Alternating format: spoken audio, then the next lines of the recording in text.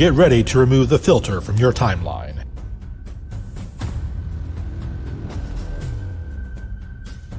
Get ready to break the censorship of social media.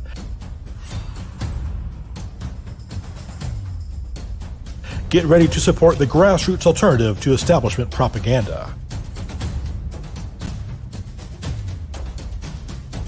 Get ready for an authentic voice.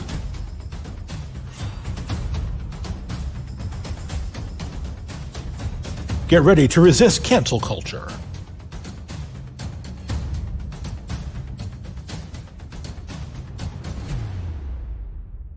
Get ready for free speech media. This is FSM.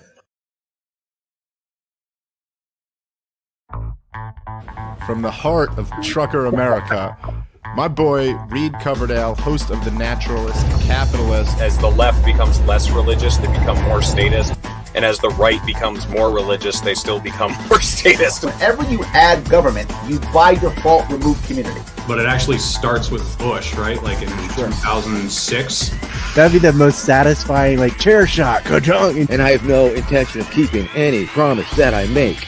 The radical messaging is almost more pragmatic sometimes. It's bad that the state is as big as it is.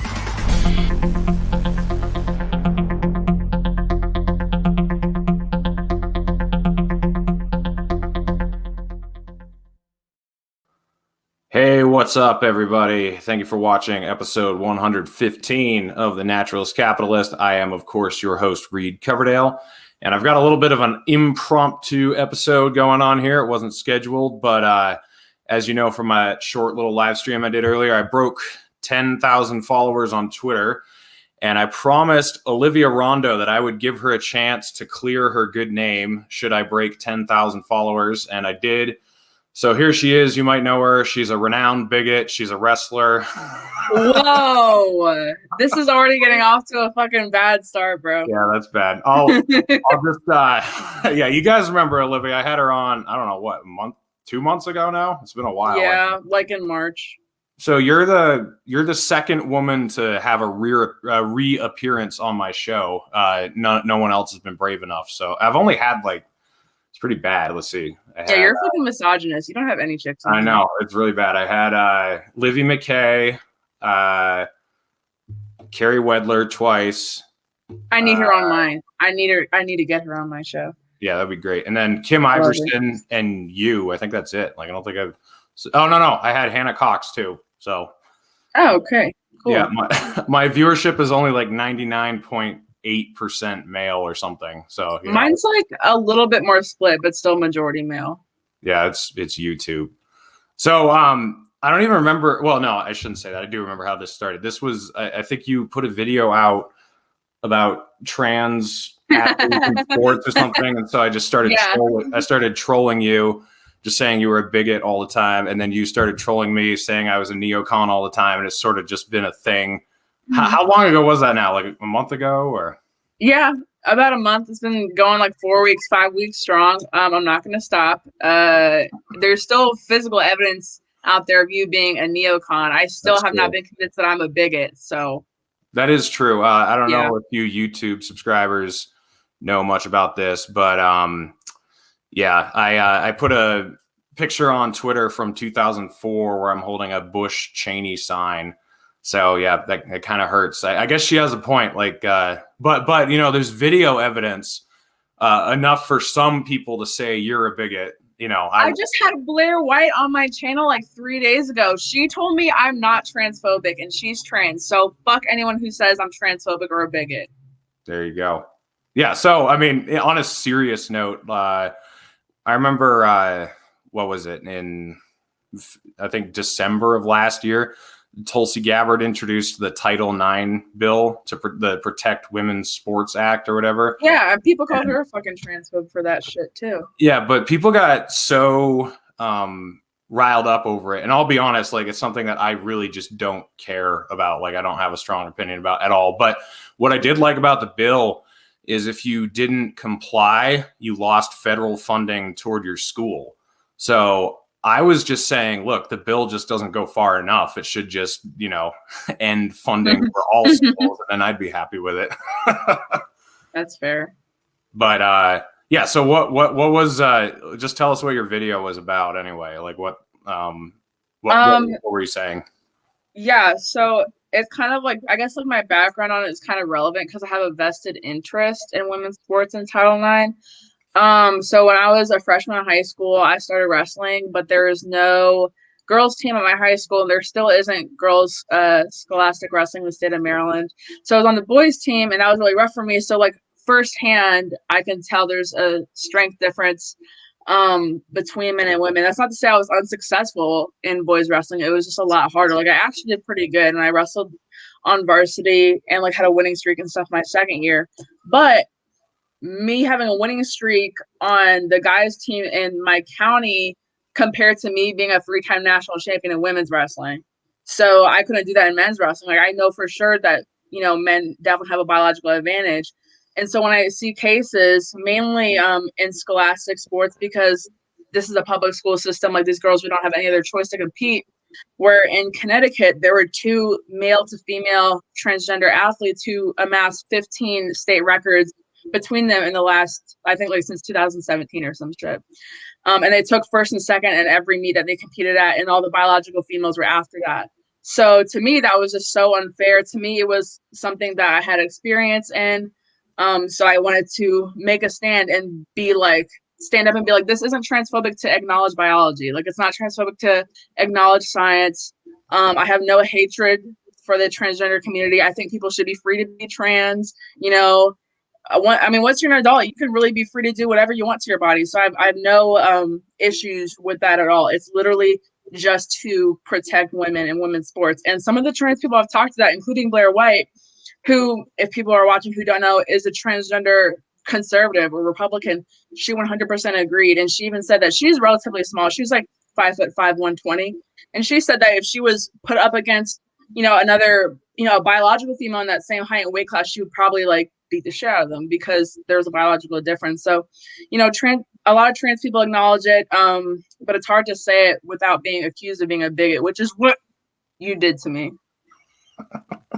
Yeah, well, at least you have a sense of humor, unlike almost everybody else in the world. But actually, yeah, I was going to play devil's advocate and ask that question: what if there's a 5'4", 110-pound trans woman and she wants to play soccer? Should she play on the boys' team, or should she not be allowed to play, or what do you do in that situation? So my thing is, I don't think there's a one size fits all scenario or solution. I think there's a gray area, but I don't think that the solution can be putting in biological males into biological women's sports. Come up with something else, but it cannot be making things unfair for women because it's such a small minority. I don't know if there's enough to make a whole other team. So I don't have an unrealistic expectation like that because I don't know if there's enough, transgender people who want to play a certain sport that there would be a whole other division for that. But again, it's not black and white. So yeah. Yeah. So is this something that the government should be involved in, or do you think that it should be left up to local communities? Or, it seems like you think the government should basically, do you think they should not supply funding, kind of like what Tulsi's Title IX bill was doing, or what do you? How do you think the government should play a role here? It gets tricky because I believe in a largely decentralized government, but that's just not how the education system is run right now. Like high schools and public schools get federal funding, so as much as I would like for schools not to rely on federal funding, at all, that's kind of where we're at right now. So I'm not sure about my specific proposal. I don't necessarily think we need to take executive action because I'm even smart enough to know that it's not that widespread of an issue where executive action needs to be taken. But no, I don't think that it should be allowed in girls' sports, especially in public schools. Okay. Yeah. It seems like I haven't been, as I said, this isn't something I have been that into, but it seems like 5 years ago, this was almost the joke that we would get here.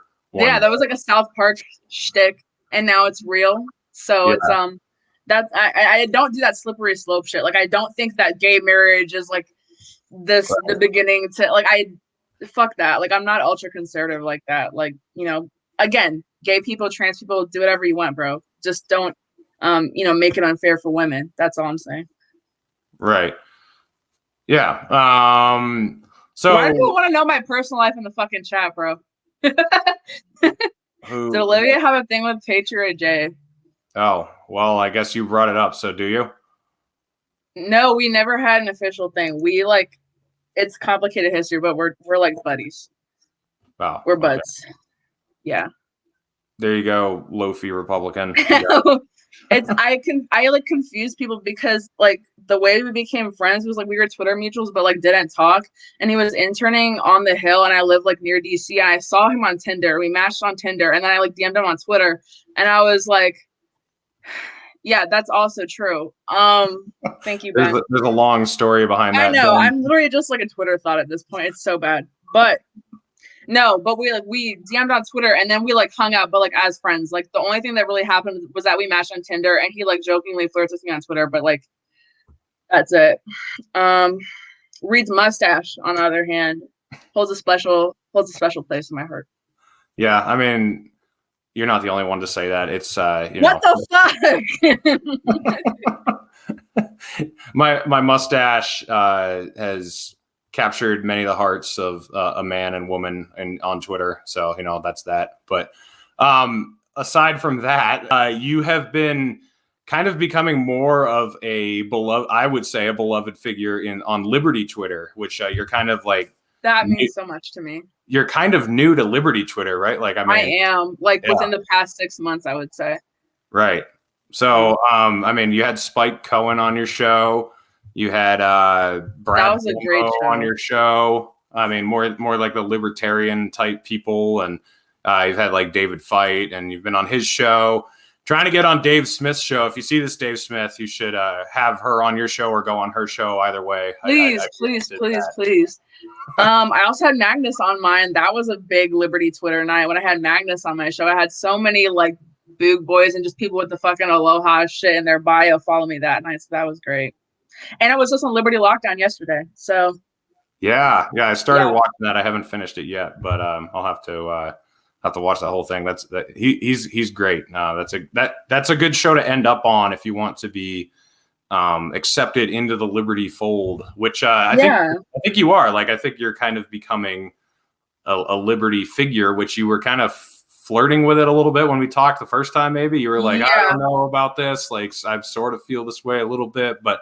Well, then since then, Spike's become my friend. The Mises Caucus people are my friend now. Like, they followed me. Like, now I'm fucking it up. Like, now I'm friends with everybody. But before that, like, that was when I didn't even want to interview you because I thought you were gonna be mean to me on my channel because I didn't think that Liberty Twitter liked me at all. So. I'm just mean to you on Twitter. I'm nice to you when we're like actually talking. So.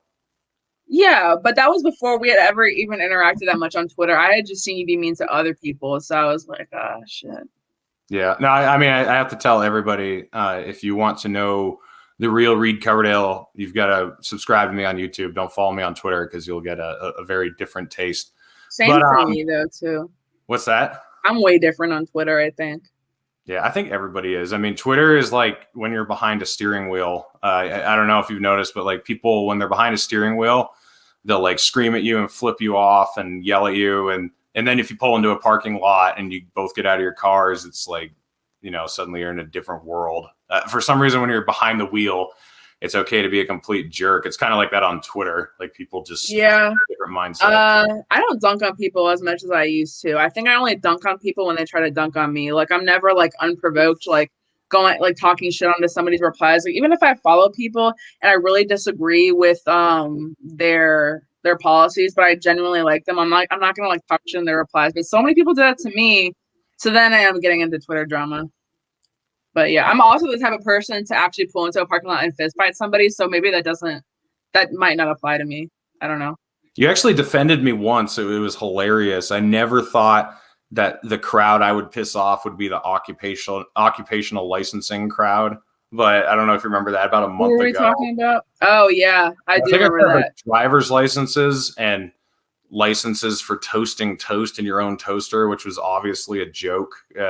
Like taking. But like occupational licensing is like an important thing. But Right. I honestly, I didn't even really agree with your tweet that much. I just saw it and I don't even think I was like, okay, whatever, Reed, like whatever. And then like I saw somebody quote tweeted you and was like, get the fuck out of here with this. I was like, whoa, like I didn't have that reaction. I didn't really know what you were referencing. I didn't know who was putting more emphasis on occupational licensing. I didn't know what drama you were in. But I just jumped in because she was so fucking annoying, bro. She was just being annoying. And I followed her. I followed her for like 3 years. I was like, don't come at people I know like that. Like that just rubbed me the wrong way. Yeah, I actually followed her after that. She hasn't gone ape shit at me again over anything, but I don't know. So have you come to appreciate libertarianism more as well as the libertarians, or is it just like the people you're like, wow, these guys are cool even though they're whack, or like what's your thoughts? A little bit of both. I think I generally like libertarians. And I made this distinction before. I think it was on Liberty Lockdown. I actually don't mind left libertarians as much as I thought I would. It's like the woketarians that I hate.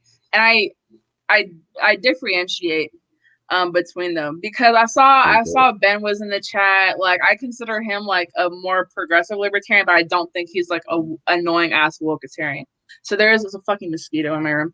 But yeah, there's a difference. So that bothered me less than I thought it would. And then like the so-and-so like paleo libertarians, the Mises people that I was warned about that I was told was a fucking white supremacist, like they're pretty chill too. So generally I like everybody. I still think y'all a little bit crazy. I am a little bit more pragmatic in some regards. So yeah, I'm just not all the way there yet. Everyone's always trying to get me to become an anarchist. Anytime I'm like, oh yeah, fuck the government. But I'm like, wait, I just have to reel myself back in. Like I'm not that far gone yet, I don't think. It's all right. It took me like 7 years to become an anarchist, so don't worry too much. So you think it's still going to happen? Oh yeah, it'll happen. I can tell already. I mean, just by the interest you have in it at all, like that's true, because I think most people have like a visceral reaction. Like most conservatives, they're like, "No, I'm not a fucking communist, leftist, anarchist." Like they don't even know what that shit means. So yeah, at least I'm open to learning about it. I didn't want to be an anarchist, like I because that's crazy. Anarchy's like nuts, you know. I mean, only insane people would want no government. And then I don't know. After a long enough time, you just. I mean, the biggest. I think I told you when you were on my show last time. The biggest realization I came to is like, okay, you don't want the government doing all this stupid small shit because it sucks at it. But you want it to do like the most important, like have the power over people's like life and death, over people's kids, over people's education. And then you're like, whoa. But when I get to that point, then I'm like, all right, reel it back in. It's not, it's not that bad. Yeah, like we can still rescue it. But in the back of my head, I'm like, oh shit, no, we can't, bro. Like, yeah, no, that's exactly where I was. So you'll be here eventually. Don't worry. Magnus is here. Magnus. What is going on, pal? He's mad because on Liberty Lockdown, me and Clint were talking. We were like just saying, I was saying how much of a controversy it was when Magnus came on my channel and people were calling him like a white supremacist, neo-Nazi. And I was like, I'm more right-wing than Magnus is. And then we just started calling him a fucking gay, pot-smoking, like degenerate, and how he's like such a fucking not a conservative at all. So I'm sorry, Magnus. Why would he get upset at that? That doesn't sound like... No, I think he loved it.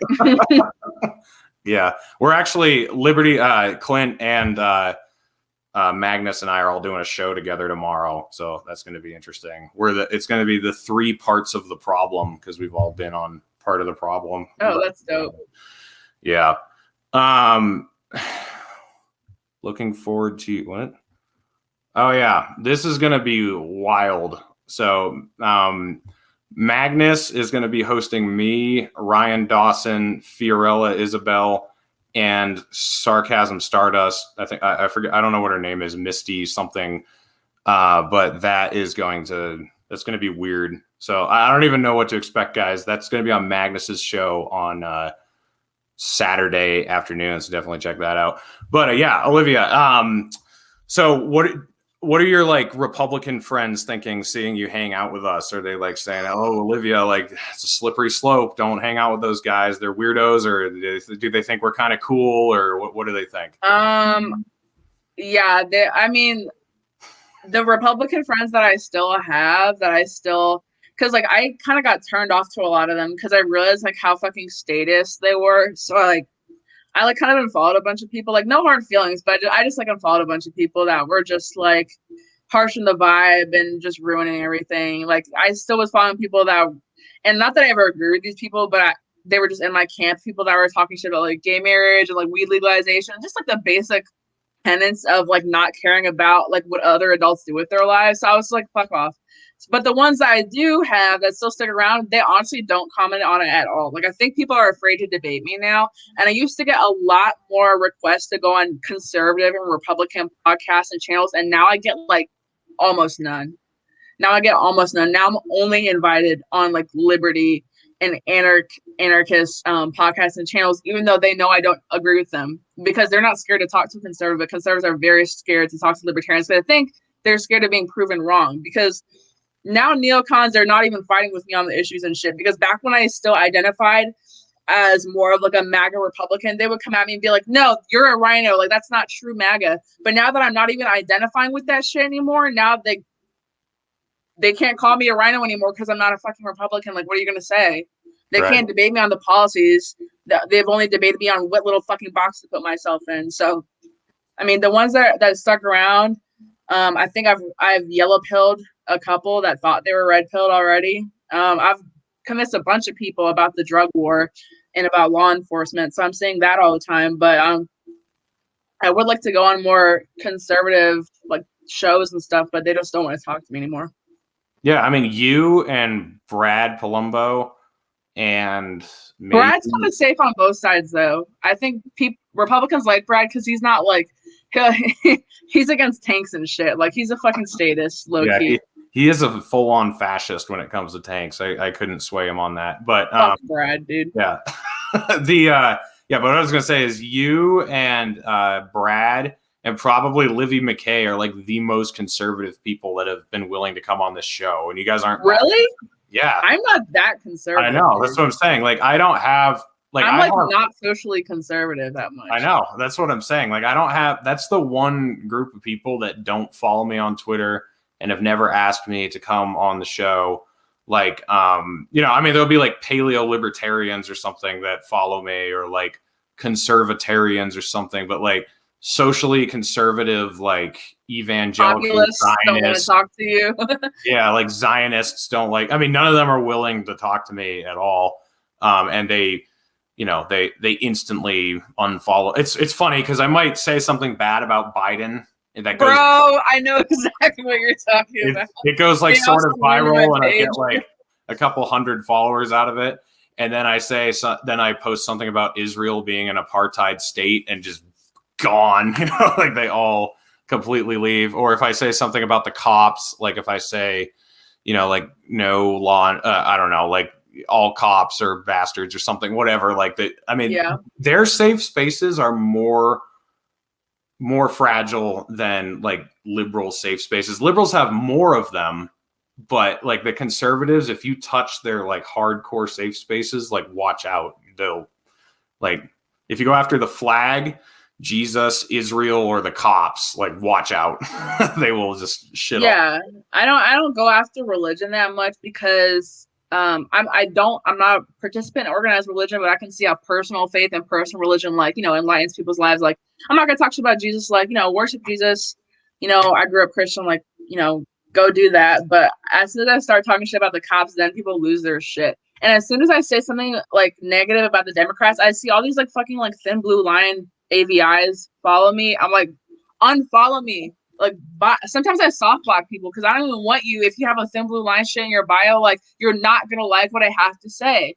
I don't want to harass you. I'm not gonna like argue with you back and forth. But I can tell you're just gonna not like what I have to say. And you're gonna comment annoying shit on my posts. Yeah, I mean, I almost sometimes set it up that way because I'll see that I got a lot of people. And so I'll like try to draw them in a little bit more, like make a couple more posts that I know won't turn them off. and then you set the trap, and then you go hardcore in the paint of with some post that will just make them pull their hair out. I used to do that when I had more time to argue with people and shit, but now it's like, oh, I have a job and shit, I do school and I have other shit to do. So I don't argue with them anymore, but I just like post something. Just bait them. Yeah, that's cool. Well, I mean, it's funny. Like, I think a lot of, I just hit 10,000, but a lot of people try to ride a wave of popularity in order to get a lot of followers, where I don't. Like, I just say whatever comes to my mind. So, like, I'll sometimes gain like 400 people in a day because I make some post, and then like I could lose all of them in the same day because I'll say something that they hate. Yeah. Like, what is your impression on my page? Because I wonder how people see my Twitter, because I feel like in the beginning, like when I first started my page, like 2018-ish, I was more concerned about getting followers. And now I just kind of like say whatever I want. And I lose followers. Like, I have days where I like drop 100 followers or gain 200 followers. Like, it's just all relative. But I don't think I'm as tailored to bringing in more followers now, because one, I don't even know who to appeal to anymore. I don't know if I can bring conservative followers or libertarian followers or whoever the fuck. Like, I really don't know. I have I think I have a very diverse set of followers at this point. Yeah, I mean, I've found that the best way to get followers that you'll keep is to have your own message, whatever it is. Like, figure out what's different about your message from everybody else's, and then just stick to it unless your mind actually changes. But like, I'm like, someone told me that I'm not red pilled or blue pilled. I'm reed pilled. It's like its own thing, whatever that means. I don't really know what it means yet, but I think it's kind of true. Like, I just have a sort of different take than like everybody.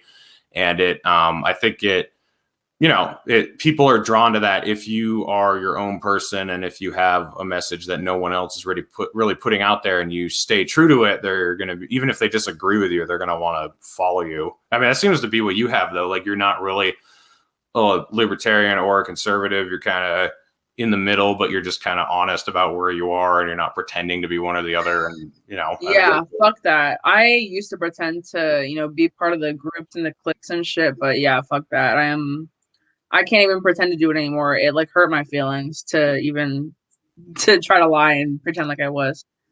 Yeah, I want to that Top Lobster guy. Have you seen him? The guy who does the illustrations for Liberty Twitter. I want to have him do the take the reed pill thing, and have it be like a, have me dressed up like I'm in the Matrix, and with my hand out, it'll be a green. That would be dope. Yes.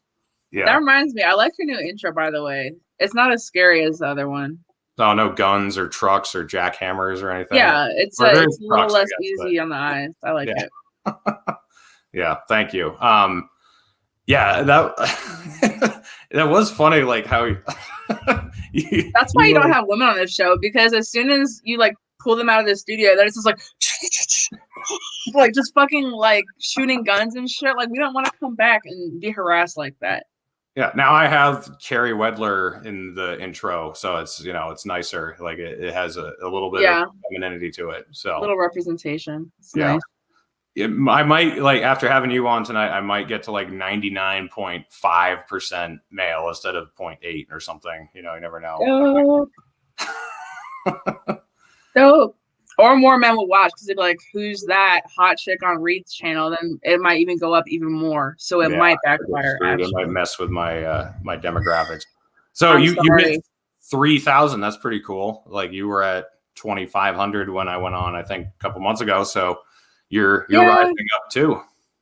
Yeah, I guess like 500. Like I think it was like 2,500, 2,600. But like, I don't know. I feel like I'm like mad that it's not more, because I feel like YouTube really suppresses my content. I feel like my stuff like doesn't show up on like the explore page or whatever you call it. It doesn't show up in the suggestions. And I don't know, maybe my people on Twitter really don't like me, because now I have 50K on Twitter. I'm like, can I get more of y'all to go subscribe to my YouTube? Because why do I not have 10K on YouTube? Like, my content's not that fucking bad. I know it's not that bad. Like, please, somebody help me. No, the Twitter to YouTube pipeline is very clogged. It's not a clean flow, that's for sure. Nobody wants to leave Twitter and subscribe to someone on YouTube, which is crazy to me because I do that all the time. Like I find like all the people I watch on YouTube like via Twitter. So. Yeah, well, I tell people like, you don't even have to watch all my videos. Like, just subscribe so I have more subscribers, so that it helps with the appearance of my channel. They're like, oh, well, I would listen to you if you were a podcast. It's like, just go hit the button and press the bell, and then when your phone rings, just ignore it. I don't get what's. I will say this though, the subscribers I do have are like hella loyal. Like they watch my live stream like every week, and I get decent views. Like my last 2 videos have like hit over 1,000, which is good for me. Like not too many, but like that's good for me. So I was like, I don't want to sound like I'm complaining too much.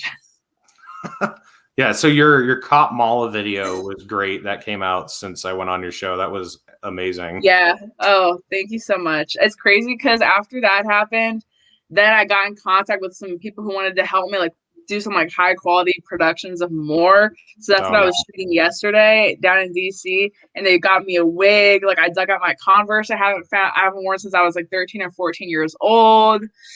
We did a lot of scenes smoking weed. By the end of the shoot, I was like high as fuck. I was like, guys, like we have to stop. Like with the amount of takes we did of me just, I don't want to say too much now because it's really funny, but the amount of takes we did of me ripping like a comically large bong was just like in the fucking get up, and it was good. It was good. I'm excited to post it. I'm excited for people to see it.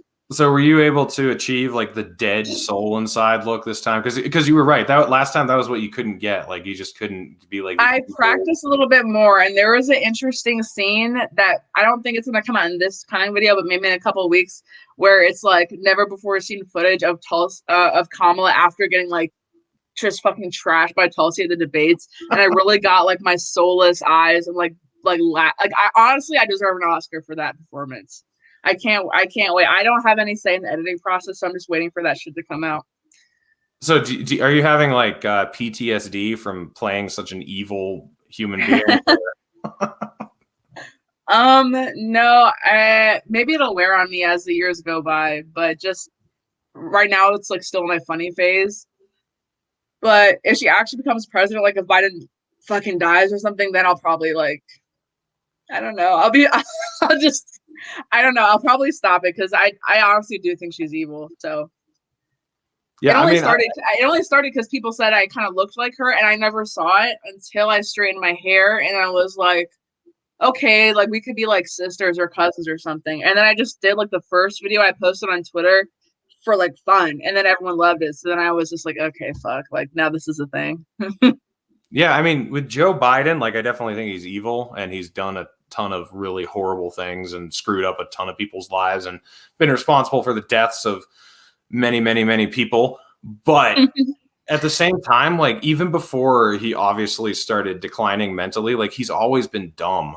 I mean, he's never. I think he's a useful idiot. I don't think he knows where he is, what he's doing, what he's signing.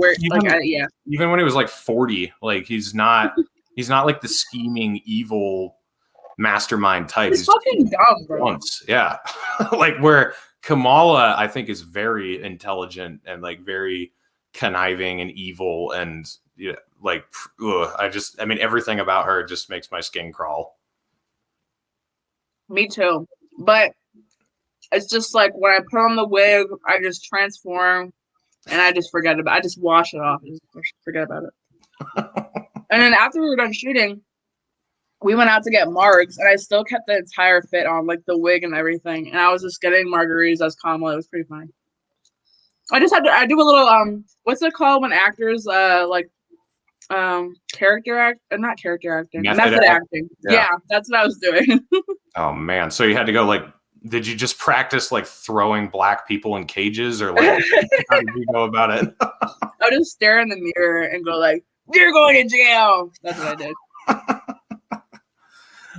Oh man, yeah. Well, no, it's very good. If anyone hasn't seen that, I have her channel linked in the description. Go see the one she did like a month ago, and yeah, go subscribe to her too. Obviously, we'll get to that at the end. But man, so how many views does that video have? Does that have a lot, or because that was shared a lot? On Twitter, it had like 66,000 views. But on YouTube, it only had like 900. So I was like, bro, YouTube's fucking suppressing me. Or maybe people on Twitter just didn't want to go look at YouTube. Yeah, isn't that so aggravating? Like, you could post a link that's the same length and it'll get, like you said, like under 1,000 views. And then you post it on Twitter, it'll get like 30, 50, 100,000 views. It's just like, really? Yeah. What the hell? Fuck that, bro. Yeah. But yeah, I honestly have fun on YouTube now because the live streams are fun. And like when I come up with like an idea for a little skit or something, that's pretty fun too. Like it's a hobby. I'm like not rich off of it. So it's like whatever. Yeah, they actually just approved me for monetization like a month ago. Finally. Yeah. It was or 2 or 3 weeks ago, I guess. It was crazy. And like pretty much every single video that I have is not eligible for monetization anyway because of what we're talking about. But it still feels good, you know, if I turn super chats on. Because my videos are mostly not eligible for monetization too. Just turn super chats on. Yeah, I gotta actually figure out how to do that when I have like a day off or something. But yeah. So what's on the docket going forward? You're not wrestling at all yet, right? I mean, because when does that start? I actually my collegiate team season starts in like August or September, but I've been going to off-season practices here in Maryland like the last couple of weeks. Yep. So I'm just practicing, just chilling. I'm doing Brazilian Jiu-Jitsu now too, which I did like a long time ago, but I started doing it again. So yeah, I'm still keeping busy, trying to get in shape for the season, but we're not competing until fall. Gotcha. So are you doing any political activism, or are you trying to find yourself politically before you do more activism, or because you'll be like ashamed of your activism if you're not where your heart wants you to be? I am trying to do more political stuff, and I already floated this to Magnus and Spike and a couple of big boys, but I do want to do a anti-police brutality event in the DC or DMV area. Nice. Not tied to All Lives Matter, not tied to Black Lives Matter, not tied to like literally nothing, like nothing partisan. It's not racial. You know, we're going to have probably signs for, you know, Duncan Love and Breonna Taylor. It's that type of shit. Like anyone can come. But I do, and Spike said he might come speak at it. I do want Spike and some other people from, you know, across the political spectrum to speak on it because I want it to be more about pushing legislation. Like, let's talk about qualified immunity. Let's talk about no-knock raids. We're not going to do the dumb slogans like defund the police, abolish the police, because that's just not going to happen. What we need to do right now is actually make like kind of work towards an end goal, because these dumb slogans on signs, like they really don't do anything. I don't think they do anything. We've seen that the BLM like national organization is a complete scam. They're not really drawing attention to the issues for the right reasons. So yeah, I just want to do something more unaffiliated and nonpartisan and not a scam. Yeah, do you think you can actually get like some conservatives on board if you do that, or? Yeah, I have a bunch of conservative connects in DC. Maybe if they still like me, they'd do it. But yeah, they tend to view me like the same way as like the Liberty people do. They're like, it's Olivia. She's kind of doing her own thing, but like we kind of like her. Like she's whatever, you know. Especially since I used to be like all the way in that crowd, and now I kind of left. But like, I still like talk to them. They're so nice to me usually. Yeah. Well, I'm not worried about you. You're going to be one of us. I have no doubt. You're headed this direction, whether you want to or not. Well, yeah. Why don't you just tell everyone where they can follow you and keep up with you, and if you got any other things you want to talk about, just let it rip. What's the next thing I have coming? So I just got HBO today so I could watch this shit, because I don't know why HBO didn't want to give me a fucking free membership. But on Friday, I am premiering on HBO. It's a new late night show called Pause with Sam J. Right. I'm in the first episode. So yeah, go watch that. I said a lot of crazy shit on there. I haven't seen the final cuts. I do have kind of a big or like a personal announcement on there, but I'm not going to say it before because suspense. And yeah, I think one of the craziest shit. I think I said like end the Federal Reserve on there, and everyone was just kind of staring at me, and I was like, so there's a couple like awkward like libertarian moments on there because it was a show about conservatives. So I definitely was probably not the conservative they were looking for, but I just was the conservative that they got in the casting call. So that's that. Other than that, follow me on Twitter. I just said 50,000, but you can be my 50,001 first and one, and you can be my 50,000th and first follower, and you can go subscribe to my YouTube, which is just my name. All right, yeah, and I have both of those linked in the description to her Twitter and her YouTube. So yeah, well, I will end. Wait, am I still a bigot? Let the people know right now. That was what I was about to say. I'm rescinding the bigotry charge. I'm going to drop it from here on out. Great. Thank you so much. It was a lot of fun, I got to say. Like, I'm going to kind of miss that a little bit. I think you will a little bit too, just a little bit. So yeah, because now I feel like you're not going to interact with my posts anymore. Because that's like that's the only thing you've commented for like the last month. like literally nothing else. It was fun though. I mean, it wasn't just Twitter. I want to point that out. It was like on. I know it was in YouTube comments. It was in other people's YouTube comments. Like I commented, like I can comment anywhere on YouTube. Reed will fucking find me, then reply. Yeah, that sounds like something a bigot would say. Fuck you, dude. Literally, that's happened like 2 or 3 times where I'm like on Magnus's channel or Clint's channel or someone else's channel, and you're like, oh, fucking bigot. You have a bigot on here. Wow. Yeah. Even when I was trying to get Dave Smith to come on my channel, you're like, oh yeah, he's known for platforming bigots. Yeah. That was good though. That was like that fit with Well, that was relevant. I know because everyone gets angry at him for like having bigots on. So I was like, oh yeah, I mean he'll have you on, no problem. Like whatever, bro. Yeah, well, I rescind the charge of bigotry. I will. You're still a neocon though. What's that? You're still a neocon now. Oh, man. Well, I guess I'm going to have to come on your channel to defend my good name sometime. So. Exactly. Then all your little Liberty followers can come from your channel and subscribe to my channel because I barely have any subscribers at this point. Yeah. I mean, if you guys go flood her channel, we can like start, dragging her this way more quickly. So, I mean, she'll just be bombarded by Liberty comments during her live streams. So, but yeah, thank you for coming on, Olivia. It was great. We'll do it again, and I'll have to get over on your show at some point to defend my name against neoconservatism. Okay. All right, sweet.